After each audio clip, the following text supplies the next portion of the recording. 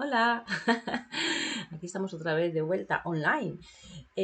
Bueno, bienvenidos a esta primera clase del 2022, que como ya hemos hablado, pues la vamos a hacer online. Primera y única.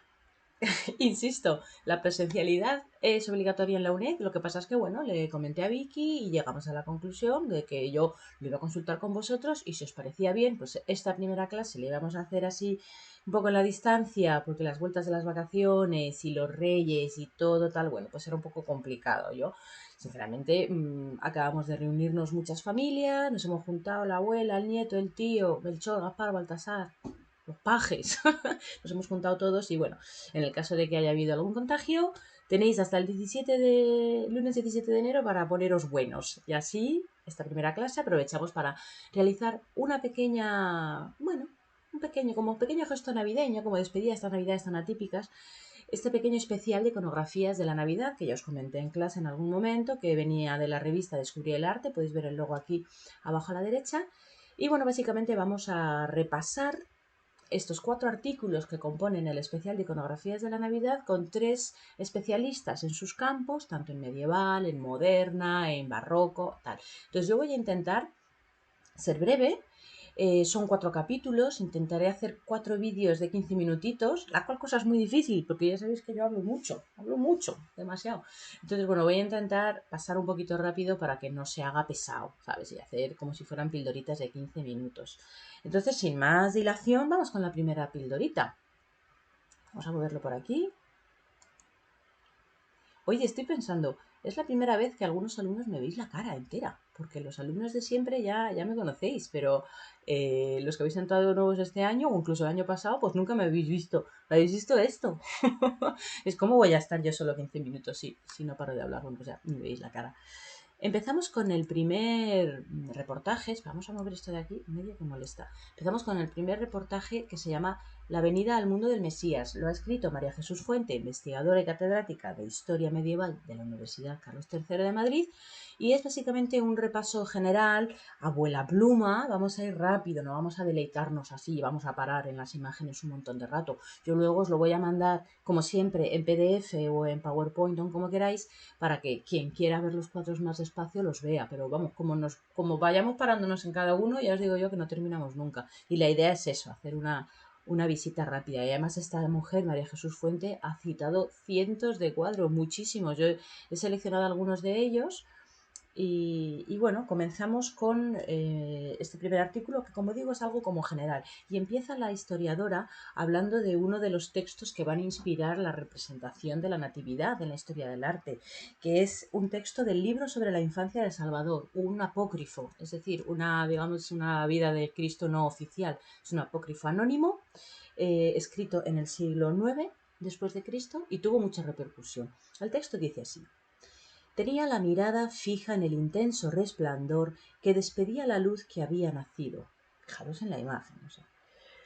Así describía, como digo, el libro de la infancia de Salvador este momento. Y en esta obra, aparte de estos detalles atmosféricos tan estupendos como es la creación de este niño de luz, nos empieza a dar muchos detalles también de lo que era la natividad, por ejemplo.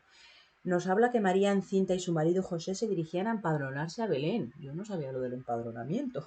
Que José se adelantó para buscar un lugar donde descansar en el viaje, que encontró un establo que le pareció adecuado pues para cobijar la pobreza y la humildad, ¿no? de su familia, que cuando María fue a dar a luz llamaron a las comadronas, cosa por cierto que no aparece en este cuadro, pero aparecerá en otros, ¿vale? Y bueno, por lo tanto, algunas representaciones plásticas del nacimiento se van a basar en este texto. Vamos a ver si en la siguiente imagen podemos ver más detalles. Vale, aquí tenemos 2 cuadros. Vamos a ir poco a poco. Lo que dice la historiadora es que muchos de los detalles que aparecen en los textos literarios luego no aparecen en los cuadros. Se eligen unos u otros. A veces aparece San José, a veces no. A veces aparece el niño en un establo, a veces en brazos. Pueden aparecer las comadronas o no. Por ejemplo, aquí a la derecha no están las comadronas, pero a la izquierda sí. En el cuadro de la izquierda sí. Dice, pintores, escultores, iluminadores de manuscritos se inspiraron en textos diversos para traspasar lo escrito a distintas artes plásticas. Y aquí sí que os voy a mencionar algunas de las artes plásticas que vamos a ver en este capítulo, porque resulta muy llamativo el artículo de esta mujer, como pasa por todos los medios. Vamos a ver, marfil, piedra, madera, pintura sobre muro, pintura sobre tabla, sobre lienzo, confeccionamientos al fresco, al temple, al óleo, manuscritos iluminados, orfebrería, mosaicos, vidrieras, alabastros. O sea, la riqueza de materiales y de fuentes es asombrosa. Hay un pequeño detalle interesante con respecto a la idea de la natividad, ¿no? Se expresa normalmente como un parto sin dolor. Es decir, María, como protagonista, es una mujer que da a luz sin mácula y sin dolor, ¿vale? Entonces, en principio, puede aparecer recostada, puede aparecer tumbada o puede aparecer de rodillas, ¿vale? Aunque de rodillas no se suele representar mucho en la Edad Media, es algo más del Renacimiento occidental. A veces tiene el niño en brazos, a veces está en la cuna, pero lo que decía al principio, por lo general no suelen aparecer restos, digamos, de sangre ni de sufrimiento. Algo lógico, lo que hemos dicho con la idea del parto sin dolor. ¿Qué más figuras suelen aparecer? Pues San José, las comadronas, los pastores, los ángeles, la mula y el buey. Nada que no hayáis montado hace un par de semanas seguramente en vuestros belenes, ¿vale? Pero bueno, vamos a comentar algunas cositas curiosas, como por ejemplo la figura de José. José, caracterizado como un anciano, no sé si lo sabéis porque en vuestras figuritas aparece un hombre así más o menos joven, mayor, madurito, mature, pero no tan mayor, como su edad original que era 111 años. O sea, José tenía 111 años. Y como digo, en las primeras representaciones, como la de la izquierda, es habitual verle ajeno a la idea del parto. O sea, no es un San José involucrado en el Belén, sino que aparece como apartado. Lo podéis ver aquí, abajo a la izquierda, esta figura de San José suele aparecer apartado, reflexionando, quizás con una postura como esta, ¿no? En plan de, me la acaban de colar.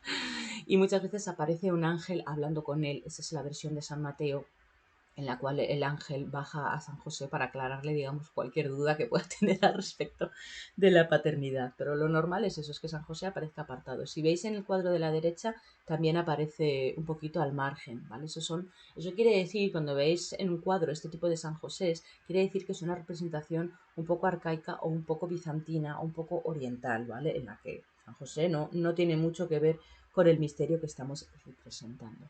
Luego está el buey y la mula. El buey y la mula han sido muy polémicos. Yo estoy siguiendo la revista ahora, que lo sepáis. Que esta clase estoy poniendo voz a estos historiadores. Como digo, la mula y el buey en principio están para calentar al niño de toda la vida, pero también forman parte del viaje. O sea, supuestamente la mula le servía para llevar a la mujer embarazada y el buey le servía para pagar los impuestos en Belén. Eso decían, ¿no? Me parece súper pragmático, ¿no? Y luego están las comadronas. Las comadronas también sirven para, digamos, para dar testimonio. Las comadronas que aquí en el cuadro de la derecha no las tenéis, pero en el de la izquierda sí, para dar testimonio de este milagro, ¿no? De que una mujer virgen ha dado a luz. Me gusta mucho esta superposición de esta superposición de dos imágenes porque podemos ver una variación muy grande en el paisaje. Las obras que son más orientales, más bizantinas, tienden a utilizar este tipo de paisajes rocosos, desérticos, en los cuales la Virgen aparece tumbada en una especie como de alubias o de puffs, por decirlo de alguna manera, digamos con los síntomas de haber dado a luz.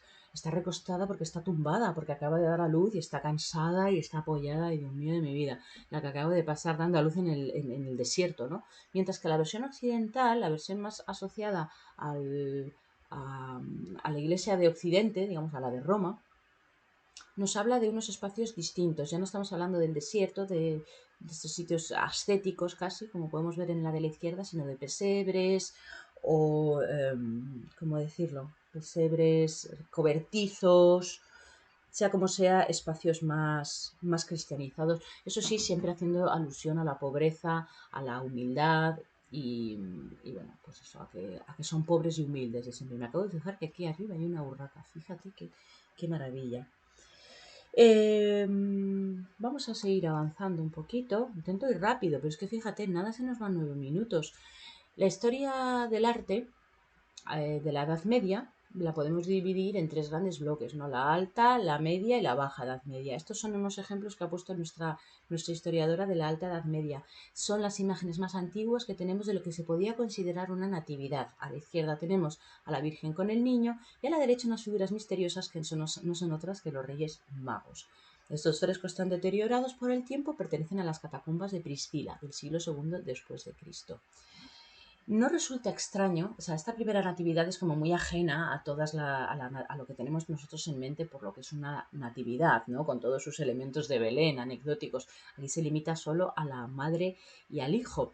Pero como digo, no era raro que en este periodo, en la Alta Edad Media, se acompañasen también de las figuras de los Reyes Magos, esas tres sombras misteriosas, porque anteriormente la Navidad, el nacimiento de Cristo, se celebraba el 6 de enero. Y fue un papa, que lo tengo por aquí apuntada, Papa Liborio, en el año 354, que cambió la fecha y hizo que el niño Jesús naciera el 25 de diciembre y los reyes no llegaran como unos tardones hasta el día 6 de enero. ¿Vale? Antes se celebraba todo junto. Esto tiene sentido en la medida que supongo que querrían asociar la figura de Jesucristo con la figura del sol invicto, del solsticio de invierno. O sea, todas las culturas han celebrado el solsticio de invierno como un momento clave del calendario, porque ellos miraban al cielo y veían como el sol, pues cada vez salía menos tiempo y los días cada vez eran más cortos y parecía como un triunfo de la oscuridad frente a la luz, ¿no? Por decirlo de alguna manera. Y eso les daba miedo. Pero en el solsticio de invierno, el 25 de diciembre o parecido, veían que ocurría lo contrario, que el sol volvía a cobrar fuerzas, que el sol cada vez subía más alto en el cielo y cada vez los días eran más largos. Era lo que los romanos llamaban el sol invicto, ¿no? El solsticio de invierno. Entonces, al juntar estas dos festividades, están asociando en la mentalidad de los paganos la idea del renacimiento, de un nuevo sol, de una nueva luz, con la idea de Jesucristo. Por eso, como digo, es habitual ver escenas como la que tenemos aquí de las valiosísimas catacumbas de Priscila, en la que se unen mucho estas dos escenas, que luego ya se van a separar. Imágenes muy antiguas. El sepulcro más antiguo con una natividad en la iglesia de San Pietro Hispano del siglo IV después de Cristo en Bovil, Ernica. Fijaros que verdaderamente es muy original. Esta figura de aquí es la Virgen. Esta creemos que es una comadrona. San José no aparece. Y aquí tenemos al niño Jesús, que parece como una mini virgen ahí tumbado. No, menos mal que era un parto sin dolor, porque como sea así el parto, ya te puede dar algo, ¿verdad? Vamos a seguir. Esta imagen vamos a pasar rápida. Otro material también resulta muy interesante, el marfil, ¿vale? Aquí tenemos la cátedra de Maximiliano del siglo VI en el Museo Arzobispal de Rávena. La cátedra, una cátedra es un trono, ¿vale? Es profundamente bizantino, profundamente oriental. La placa que estamos viendo aquí grande es esta izquierda, de aquí arriba, de la espalda del trono. Y aquí podemos ver pues una natividad al estilo oriental, una natividad en la que vemos a esa virgen que ha parido, dicen que sin dolor, pero bueno, en la versión oriental hay sufrimiento. La Virgen es humana, igual que Cristo era humano. Entonces aparece recostada en esta especie de lujosos puffs, ¿no? Así, de estas alubias. Aparece tumbada, San José le tenemos arriba. El niño aparece en esta especie no, perdón, de catafalco, de cuna catafalco. Es que es una mezcla, porque es como si una especie de sepulcro o de altar. Esto también es muy típico de Oriente y muy poco habitual de Occidente. En Occidente aparece el niño en una cestita o incluso en el suelo directamente. En Oriente suele aparecer en este tipo de catafalcos, por decirlo de alguna manera. Y si os fijáis, aparece acompañado de una comadrona. En este caso, la comadrona se llamaba Salomé y según los textos antiguos, esta mujer que asistía a la Virgen en el parto tocó a la Virgen y por tocarla se le quemó la mano. Son pequeñas anécdotas que vemos en los distintos textos apócrifos y que le dan mucho sabor, ¿no?, a las escenas de natividad. Y aquí podéis ver a Salomé que se coge la mano herida en plan de ¡ah! Me acabo de abrazar, ¿no? Pequeñas anécdotas. Salomé, no toques, como dice la serie, ese no tocas, ¿para qué tocas? Miro para abajo porque es que tengo aquí la revista, que se la pongo aquí y no me veis la cara. Bueno, vamos a continuar con la siguiente imagen. Ah, por cierto, este tipo de vírgenes así tumbadas, tipo puff, ¿no?, recostadas, se le llama orientales, bizantinas o también siríacas. Tipología de virgen siríaca. Vamos a avanzar, ¿qué más? Otro material, aquí tenemos un relicario de madera, también muy humilde. Estos relicarios servían para guardar arena o piedra de los peregrinos de Tierra Santa, se la guardaban así como de recuerdo, ¿no?, de souvenir de la Tierra Santa. Y aquí vemos pues esta natividad con las mismas características que ya hemos visto en formato pequeño, en formato popular, ¿no? Bueno, maravillosas las iglesias de Goreme en el siglo X en Capadocia, pintura al fresco. Las iglesias de Goreme son un desparrame de riqueza. Yo tuve la suerte de poder ir y todavía las tengo, cierro los ojos y todavía las veo, ¿no?, vibrantes ahí en el desierto. Misma tipología, podéis ver a San José así en plan, bueno, seguramente había un ángel por aquí que es el que le habla, según San Mateo, es el que le explican un poco qué es lo que está pasando. La Virgen recostada, el niño absolutamente fajado, las comadronas limpiando al niño, ¿vale? Es el mismo, no es que haya dos bebés, es que es el mismo duplicado y las comadronas llegando haciendo su labor. ¿Qué más ejemplos tenemos aquí? El antifonario mozárabe de León. El antifonario es muy original. Un antifonario es como un libro de misas cantado. Ya vamos por el minuto 15. Bueno, pues 5 minutitos más. El antifonario mozárabe de León, mozárabe se ve, ¿verdad? El tipo de dibujo este propio de los beatos, maravillosos, pero bueno, no vamos a entrar en eso ahora. Se encuentra en el monasterio de San Cipriano del Condado, son misas cantadas, podéis ver que estos son verdaderamente originales porque no hay casi figuras. Tenemos a la Virgen con esos vestidos magníficos de sol, ¿no? Como dicen en los beatos, la mujer vestida de sol, con una comadrona y poco más. Y no hay más personajes. Bueno, la petrificación de Europa y la representación de los misterios, tanto en capiteles, en portadas, en interiores, en exteriores, tenemos toneladas de ejemplos. Yo os voy a poner los que ha seleccionado esta historiadora. Por ejemplo, este triple capitel del siglo XIII del monasterio de San Juan de Ortega. Tenéis uno, dos y por detrás esta imagen de aquí, ¿vale? Y aquí podéis ver con un poquito más de detalle esta virgen humana, esta virgen cansada, la Salomé tocando cuando no tiene que tocar y el resto de los elementos. Muy gracioso también este San José que le veis aquí apartado así con el bastón con sus 101 años y el ángel por encima. ¿Sabes cómo van juntando las cabezas en una idea como de comunicación, ¿no? Se están tocando, están comunicando el misterio que acaba de ocurrir. Precioso este capítulo. Otro ejemplo interesante, el tímpano de la Catedral de Tuy del siglo XIII en Pontevedra. Os pongo aquí el tímpano en grande, aquí estoy yo en medio molestando. Está aquí, es esta pieza central, ¿vale? Y aquí podemos ver como la cama, la típica Virgen recostada oriental del desierto, ha sido levemente transformada, levemente occidentalizada en una cama con dosel. Una cama con dosel. El bebé está aquí, colecho, este es el colecho, y con los dos animalitos, y San José lo mismo, misma tipología, magnífico ejemplo. También la tenemos en sitios, en huequitos más pequeños, como en las arquivoltas de la iglesia de Santo Domingo en Soria o de la iglesia de San Salvador de Ejea de los Caballeros, que no he encontrado ningún ejemplo, ¿vale? De las imágenes. La de la izquierda Santo Domingo, la derecha es Ejea de los Caballeros. Para que veáis un poco lo que es una arquivolta. Estos son nuestros lugares. Evidentemente colocar una imagen con tantos personajes en una arquivolta es complicado y al final el resultado es un poco como esto, ¿no? En plan de cada figurita metida en un arco y todas un poco independientes, pero bueno, juntas sí que tienen más sentido. Se ve que estos son los tres Reyes Magos, esta es la Virgen con el Niño y este es San José, pero vamos, que te tapan a estos dos y parece una Virgen en majestad cualquiera. Maravillosos también los de Santo Domingo de Silos. Fijaros estos capiteles dobles del claustro, que además Santo Domingo de Silos tenía unos libros como este, el Liber Comicus, ¿veis aquí? Que es donde también había un texto sobre la natividad que daban muchos detalles. Entonces Silos se convirtió en un foco difusor, ¿no?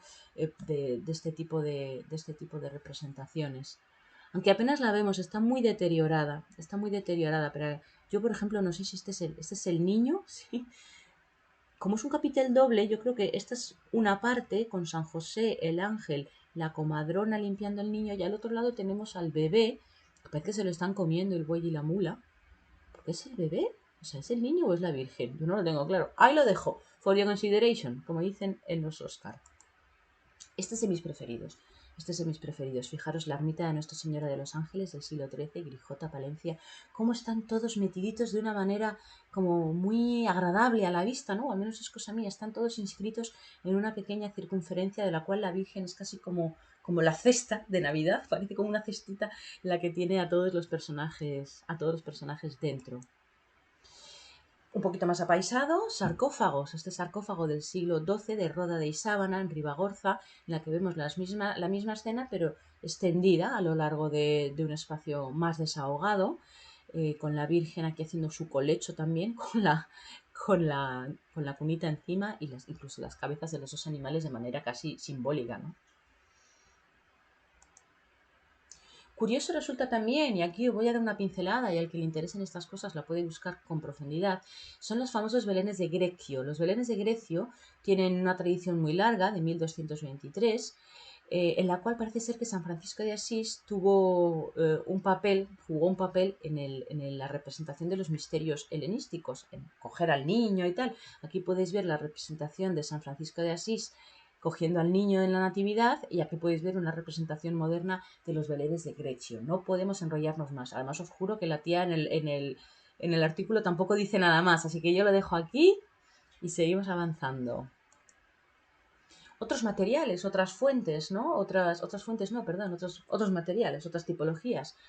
Frontales de altar. Frontales de altar tenemos muchísimos, sobre todo en Cataluña. Están pintados sobre madera y dos ejemplos interesantes son el altar de Cardet del siglo XIII en el Museo Nacional de Arte de Cataluña de Barcelona, y el siguiente, que no me acuerdo el nombre, lo tengo que apuntar, pero se me ha apagado. Como no lo miro, no sé dónde lo tengo. Bueno, ¿qué más dará, no? A ver. Cada minuto cuenta, chavales.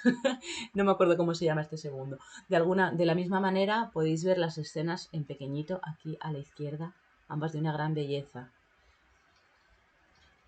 Recostado, oriental, bizantino, antiguo. Frescos. Esta mujer está empeñada en poner un poco de cada tipología. Frescos muy deteriorados del siglo XIII en Sant Pere de Sorpe de Lleida. Pues me hace mucha gracia. Aquí podemos ver a la Virgen y aquí las comadronas que están limpiando esta especie de niño Jesús que parece... ¿Será porque ahí está como marcado en piedra? Pero parece un señor calvo. En fin. Milagro. Ha dado luz un señor calvo. Preciosas también, ya estamos empezando a entrar en la humanización del Renacimiento, ¿vale? Hay tres pintores del Renacimiento que van a hacer tres representaciones de la Natividad muy famosas. Aquí tenemos la Natividad de Pietro da Rimini, aquí tenemos la Natividad de Duccio di Bonisegna y aquí tenemos la Natividad de Giotto di Bondone, ¿vale? De estas tres,